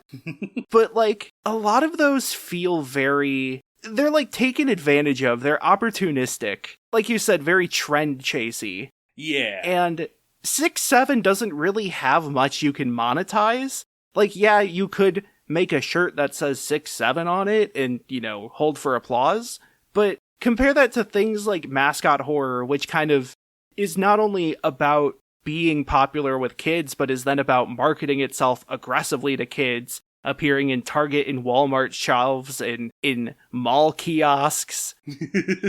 And, like, sad story, happy ending, rich versus poor videos. Yeah, fucking... Yeah, like, very, very Dar-Man-esque videos. Yeah, very finger family. But, like, 6-7 feels kind of divorced from that and almost more organic in a way. And so I feel like I have to respect it more. It's similar to how Barbenheimer felt too corporate in a way. And so we couldn't give it to Barbenheimer. Yeah, I feel like the other popular Gen Alpha stuff feels so, I don't know, disgusting in a way. But not because of the meme itself, but because of the people taking advantage of it. It's, yeah. Like, I think Gigagado is funny. Yeah. Like, yeah, exactly. You know, Gigagado is something that I've also seen every once in a while with 2025. But when I have seen it, it is like YouTube creator man who edits his videos in a very specific way to be very, very child-centric, being like, yikes! Gigagado is calling me at 3 a.m. You know, that sort of style of stuff. 6-7 is pure. Like, not just pure in the sense of, like, untainted, but pure as, like, it feels like the essence of a meme, you know? I also think 6-7 is incredible because it takes advantage of the 7 out of 10 phenomenon. It's so easy to accidentally say 6-7 because, for one thing, that's a time frame that is very common. Like, oh, I'll get home between 6-7. But also, like, when people assign things a 1 through 10 value, it's very common to land at 7 Or if you want to drop a little below 7, you say 6, maybe 7. You know, 6 or 7. So, like, I don't know. If it's like, yeah, it's maybe a 6, 7 out of 10, it's like that. Yeah. It's almost like a rule of threes thing. It's the 7 out of 10 rule. I swear to God, I'm not making this up. I have caught myself saying 6, 7, you know, just in general, like, discussion, and then caught myself and gone, 6, 7. Like, it's one of those things that's funny to catch yourself with as well. But like, it's also like how with 21, people would say 21 and then just go 21. Because, like, that's what a meme number is it's assigning too much meaning and association to a number, which is a thing you use in every part of your life. They are hyper memes, or not hyper memes, they're like ultra infective memes, because numbers are already ultra infectious. For more information, listen to our SCP 3125 videos, or episodes. Fuck. I said listen to videos, you're infecting me now. Yay! Oh, I gotta check for any bees. Yeah. That's his calling card as the beekeeper. He just leaves a single dead bee. Well, the bee's dead because it stung me. Right, yeah, of course. So... Hold on, I'm getting a note here. This is from my assistant, Red Operator Bane. Oh my goodness. Hold on, let me open this up. Okay, it just says Bane Rot. He's looking at me like he's expecting something. Yeah, I guess you can give him an award too. It's pretty good. I don't have any more awards. I spent all the money on these trophies and I don't have an extra one. Aw, damn. Well... And you have the one we gave to Helldivers, so I can't give that to Bane now. That is true. I have just taken it away. I could see if I could get, like, Jason Statham to run it over to you. He took the paper from my hand and wrote a little line on the O, and then an extra B in front of the R, so now it says Bane Brought. Okay, that's pretty good. Yeah, okay. Alright, yeah. I'll allow Bane Brought. Yeah. I'm gonna get one of my guys to send over that extra trophy real quick, because that's pretty good. I think that's worth it. Alright. Yeah, while we do that, though, we should talk about... We're gonna get to our biggest category, but before that... We have moment of the year, or the year defined. The moment that, at least to us, defines the sort of whole of what we should take forward from 2025. This was created because of Kendrick Lamar, don't forget. Yeah, and honestly, like, fucking fair.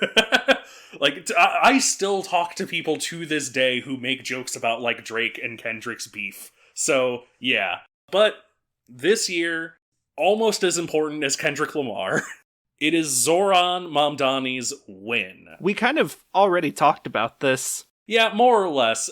We talked about the Democratic response specifically, but to talk about Zoran Mamdani in specific, he is a Democratic Socialist candidate who ran a wonderful campaign, mostly off the fact that he was a cool guy. I don't want to overemphasize that individual fact. Like, he had good politics as well. He ran on very achievable things. Like, the thing that I look forward to is just getting a good couple of easy Democratic Socialist wins of, like, oh, it turns out if we take some tax money and then spend it on the things that we say we're going to spend it on in the government instead of like subcontracting it out to 7 different private companies that'll all do it as terribly as possible. It turns out that that actually works. Who would have thought? But like the thing that made Zoran Mamdani different, like capital D different, is kind of the, like, just the fact that we had a politician that people not just like, you know, went, oh god, I guess I gotta go for this, but that we had somebody people liked. Like, I talked about 2008, when Obama was like the big thing, the big hotness, because, oh my god, we could get a black president. Like, that is very much what it felt like, is the period of like, oh my god, we could have a socialist mayor in the biggest city. It is a wonderful thing for the people of New York. It is going to ideally be good for all of America, frankly. And even more ideally, it's going to be good for eventual Democratic Socialists of America wins throughout the country. My personal hope, and they are actually currently doing this, our local DSA is campaigning for Cori Bush again. Cori Bush, my personal favorite politician. But I kind of expected that when he won, because we all sort of knew that Mamdani was going to win, I kind of expected that when he won, we would see more of a push with the DSAs around the country. And so, yeah, I happen to live in Congressional District 1. It's actually going to be, I get to live in a somewhat historic district. Like, we just had Wesley Bell push out Cori Bush thanks to APAC funding, and now we're going to get, ideally, a push from Cori Bush again, which will kind of be like a big battleground of the little guy versus the big corporate system. You know, I don't want to predict anything that will happen in the future, but realistically, I ultimately foresee that while Mr. Mamdani is already kind of compromising some of the things he did get in on, I also guarantee that a lot of the more immediately understandable, immediately actionable things that he can do are just going to be good. Like building more public toilets. Yeah, more public toilets, a rent freeze in rent-controlled apartments. Like, ideally, the things that he's going to get done will just be the thing that you can point to when you're talking to an economics understander who's like, we could never pay for XYZ, and go, look, we did, you asshole! So, yeah. Good on you, Zoran. Good on you, all the people in New York. I followed a couple of creators and stuff who were talking about him a lot. Shoutouts Christian Divine. Just fingers crossed that this momentum carries us forward into a gilded age of democratic socialism. So now, here we have the final category, and it's the big one. The other big one. Yeah. So, in previous years, we've separated indie game and non-indie game for the game of the years, but in this year we kind of just combined them because we didn't play a ton of non-indie games between us, and the ones that we did play either weren't notable enough, or like, you know, it didn't make sense to put them on a list, or like they could just go in with the other ones. So, you know, why separate based on indie? And also, again, talking about sort of changes based on what happened last year, with Helldivers being in that sort of tenuous spot between indie and non-indie. Yeah. It kind of is easier on us and reduces the mental stack to not worry about that sort of deal. So we just have Game of the Years. But despite that, we have kind of our own entirely separate lists. Yes. Because we've played very different games, and so as we have both decided to have separate winners, we also have separate lists for this. Yes. So without further ado, yes, I said that right. Yeah, get out of here. We don't need to hear further of you. So without further ado, here is Matthew Marissa's top games of the year, and the winner of, you know what, I'm just going to go into it. Blueprints, the puzzle roguelike riddle escape room extravaganza in which you play as a kid in your uncle's house and things are confusing and cryptic. Once Upon a Katamari. Katamari Through Time is what I call it. It's a Katamari game that's new, but it also features a time travel sort of framing in which you are going through multiple eras in history, such as ancient Greece, ancient Egypt, the Wild West, which is essentially ancient America. I apologize to any native listeners. That was really insensitive of me. Queue Up. This is an incremental game that is also a deep satire of competitive gaming and esports. Specifically, hero-based games such as Overwatch or League of Legends are parodied in an incremental game about coin flips. Mario Kart World. It's the new Mario Kart game. It features Mario and pals on carts and motorcycles, but this time they can grind rails and ride on walls and do acrobatic flips and tricks and shit. Sonic Racing Cross Worlds. Wait a minute. Galen already talked about this a lot. Yeah. But Sonic Racing Cross Worlds is interesting because of the customization that Galen didn't really touch on, where not only are you building a car out of a bunch of different parts and then decorating it with paint and stickers, but you also have, like, passives that give you pretty significant bonuses in drastically change the way you play the game and affect your playstyles. And it's like the only kart racer with sideboarding. Yeah. Of like changing your setup depending on the next track and giving you the tools to like allow for multiple loadouts. It almost feels like a fighting game in certain ways. I don't know if I agree. Next one, Angelin Era, the newest game by Analgesic Productions, the studio behind hits such as Anodyne, Anodyne 2, and Symphony. Angelin Era has actually gotten a pretty wide reach of approval. A game about bump slashing, very simple action combat in terms of mechanics and sort of components, with a focus on enemy compositions and enemy placement, making it more complex. Much like all the other sort of Analgesic games, it is also very funny, very clever, very interesting, very poetically written, and honestly has some incredible characters for the bisexuals in the crowd. Deltarune Chapter 3 and 4. It's the new chapters of Deltarune. They came out this past year. It feels kind of weird putting it on the list because it's still not done, but 3 and 4 were very substantial and yet again continue the funny, heartwarming, exciting, incredibly well-composed stories of Deltarune with all the same secrets and more. And Hollow Knight Silksong. It's Hollow Knight Silksong. It came out this year and Streetlight Manifesto did not. And the winner is Blueprints. Blueprints, I talked about it in the same episode as Horse Race Tests. I gave it a bit of a hard time, but after having played it more since that episode, I love it. It's fantastic. I think it does so many cool and interesting things, and the ways that it unfolds itself are very surprising and engaging throughout the entire time. There's still a lot of puzzles that I haven't been able to figure out that I've been working on. I took a break from it briefly, but I think it is a game that has a hard time. There is a significant difficulty increase between just getting to the quote-unquote first ending and, like, cracking into the next layer of puzzles. But once you get there, it all just flows naturally into one of the most interesting worlds I've been in a video game in a long time. Everything matters.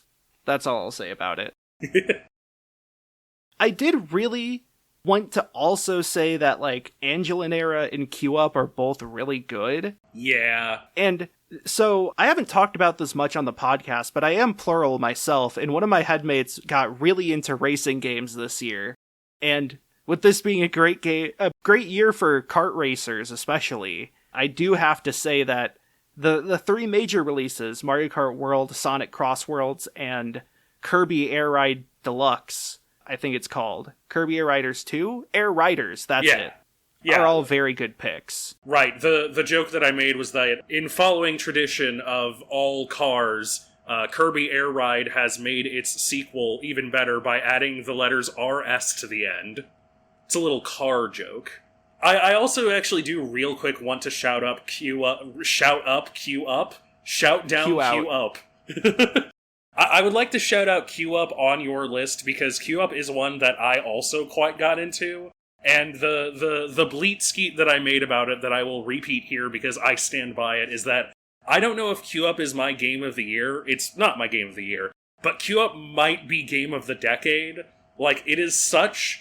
It's a very fun game. It's a very funny bit at the base of the game. But it is also just such well-written, biting satire in so many, like, very interesting layered ways that, like... Unless something drastic happens and all gaming gets drastically incredibly better by 2030, I feel as though Queue Up is going to be the game that I look back on and go, yep, that's this era defined. I will also say that Queue Up is incredibly flavorful, has some incredible hero design that matches the gameplay with the themes. Yes. It has a lot of references to things I like and know well, like references to board games and other competitive games, references to, like, the streaming industry, references to, like, math and game theory, in like obscure mathematical thought experiments. There is a grain of rice, and that is a reference to a famous mathematical parable. There's just a lot of really funny bits. Yeah. It is very good. Cannot talk about it enough. But what I can talk about enough is my nominees for the Pro Awards Game of the Year. Schedule 1, Early Access Release. Yes, it's an Early Access release, so it is not going to win, but I do want to shout out Schedule 1, since it did come out, quote-unquote, this year. Schedule 1 is a drug dealer simulator. It's been somewhat derogatorily referred to by me as Unity Asset Flip GTA, but I say that with absolute love. It is a game that understands what it is and understands, like, the style of humor and sort of the world that it's building. It's a very silly game. It's a game where you put weed in a, like, big mixing stand with, like, iodine and a donut and a banana, and you give it to you sell it to somebody for $50, and they smoke it, and they, like, get fat, and also their head is on fire, and also, like, they vomit everywhere or whatever. It's a very silly game, but God, do I love it. Squeakross. Squeakross is a mouse-based Picross game. It has the honor, alongside MotorStorm Pacific Rift, actually, of being the game that I would play in between playing other games. Like, it's very easy to just boot up and do a couple of Picrosses with Squeakross. Obviously, the theming as well. It is a Picross game where you unlock different things to design, basically like a little Animal Crossing house for your mouse. And, of course, you get to make a little mouse character. It's cute. It's fun. It is well worth your time if you like Picross, or just like mice, or just like good, cute things. Skate Story. The game that Sam Eng has been developing for a while, published by Devolver Digital. Skate Story is a game that it's a skating game where you play a demon made of glass and pain who must eat all of the moons. It's a very good middle ground between the, like, Tony Hawk's Pro Skater style of slightly higher skill floor but very high skill ceiling, and the, like, Bomb Rush Cyberpunk style of low skill floor, very cool tricks on very easy buttons, but also kind of a very low skill ceiling as well. It's a wonderful game that I think anybody can play. It's still a game that requires, skill to master, but it is also just one of the most incredible presentations on a game I've ever played. I Am Your Beast. This is a Strange Scaffold production. Strange Scaffold, shoutouts to them, have been kind of climbing up the charts, indie darlings that they are. This is not actually a game that I played, but it is a game that my roommate played and quite liked. He got into a lot of these Strange Scaffold games, and so I wanted to take a minute to shout it out here. It's a Hotline Miami-esque, violence game where you, drop into a thing and you have to go and kill a guy, grab a gun, shoot a thing, do parkour. Really fun and interesting story that I want to say is also gay. I want to say that it's basically a gay love story. But then again, it could also be gay in the same way that, Metal Gear Solid is a gay love story. Amber Island. Do you like Hello Kitty Island Adventure, but really wish that there were a bunch of dinosaurs? Good news! Amber Island is an indie game where you make a little dino character and you do little dino tasks. It's another game that is sort of a, Animal Crossing-esque, I actually personally compared it more to, My Sims, which, considering I'm a big fan of My Sims, I liked it quite a bit. It definitely needs a performance patch or two, but it is a lovely little indie game, and I like cute things. Peak! Speaking of indie darlings, Peak is a lovely little game, one of those friend slop games that came out this year.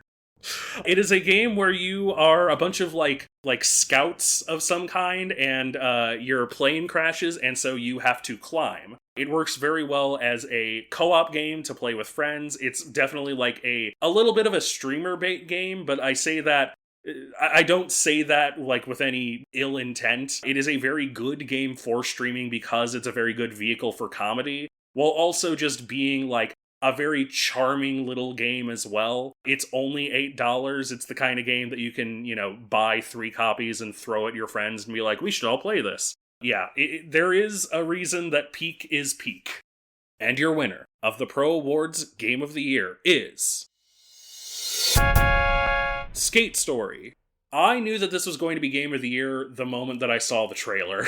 Like, Skate Story came out very late last year, and I still knew it was going to be Game of the Year. Skate Story has one of the most incredible presentations of a video game that I've ever seen. The thing that I wasn't expecting was the fact that it had a really lovely control system that's like a great midpoint between Tony Hawk's and Bomb Rush. But also, the story that it tells and like the way that it mythologizes things, it's a story where like the bodega is like a mythologized place, or like the skater gets beset because a bunch of people look at him, and like all of the places are, you know, very brutalist in architecture. It's a game that takes place in hell, and so a lot of the like damned souls that you meet are basically people who are damned by themselves, who, you know, are deeply obsessed with things and like really deep in their hatred and can't find their way out of it. Like, it has a lot of capital T themes that don't really get in the way of also being just a fucking incredible, like, and the music too. Like, it has a soundtrack by a band who literally just the developer, like, knew and asked, hey, do you want to do the music for this? And, like, it's a beautiful psychedelic soundtrack. It's a wonderful gameplay experience. Has a lot of fun, like, arenas to do freeform stuff while also having a lot of kind of skill-based, race-the-clock-esque going forward sections. I don't think you're even racing anything. It's mostly just, like, go forward to the next checkpoint. Point being, Skate Story, there are other games that I played more this past year. There are other games that I might even say I actively enjoyed sometimes more, but Skate Story reminds me why I love video games. That could just be because I am also somebody who grew up with a lot of the Tony Hawk series. I grew up in the extreme sports era of video games, but like the things that it does, the story that it tells, the way that it tells it, it all feels wonderful. It's a stark reminder that all of this is in fact an art form, and all of this is in fact a vehicle to tell your story, TM. I think there were some pretty good video games last year. Yeah, there were quite a few very good video games. Quite a few, and that's just the ones that I've played as far as my list goes. There's a lot I didn't play. Wow, there's a lot I didn't play. I didn't even play Deltarune, which I have multiple people in this household keep telling me to play Deltarune, and I do need to play it. And out of that household. Yeah, and play out of the Deltarune. Yeah. Unfortunately, when I do play Deltarune, I won't be able to, you know, go back and add it to my list. But I don't know, maybe when Deltarune fully comes. Oh, hang on, I'm getting one more letter from Jason Statham. I am an assassin. Ah, fuck. You were right. He's an assassin. He's here to kill me. Okay, here, you need to get out of there. If you need to disconnect, that's fine. Yeah. But I recommend you get out of there before anything bad happens, and yeah, you know what, I'll do my sign off here, and I'll let you take care of yourself, because that's kind of a bad situation. Yeah. Especially because he keeps trying to bring Stranger Things up. That's the part I'm most worried about. True. I am hearing bees buzz around, and I think I do see the guy who played the kid on Stranger Things. You know the one. Here, let me just do my plugs real quickly before I have to disconnect and, you know, get into a car. If you ever want to find me personally, you can find me on Blue Sky, no longer on TikTok, unfortunately. And you can also find me on, not YouTube. What's the other one that I have Galen Wills 0N on? Ko-fi. You can find me on Ko-fi, actually, if you want to just give me like $3. But you can find me on all of those at Galen Wilson. That's at GalenWils0N. I post my hot takes and opinions and, you know, all that fun stuff. You can find me on YouTube at The Only Galen on YouTube. And you can find me on Twitch at twitch.tv/MachineGunVampire. For now, though, thank you for listening to the Pro Awards. I gotta abscond real quickly. Yikes! He's coming in here with a big B and an even bigger knife! Yeah! Well, I hope he's not dead. I guess we'll have to see if he comes back when we do the next episode in 2 months? Feels way too late. gotta get back to this. If you want to know when the next episode is, you can follow us on any podcasting platform you like. Give us a like, give us a rating, give us a review. Let us know how we're doing, or what you want us to cover next. We are trying to get new episodes out. Trust. We're also on YouTube now, by the way, speaking of all the various podcasting platforms, that one too. No video, though. Can you imagine a video podcast?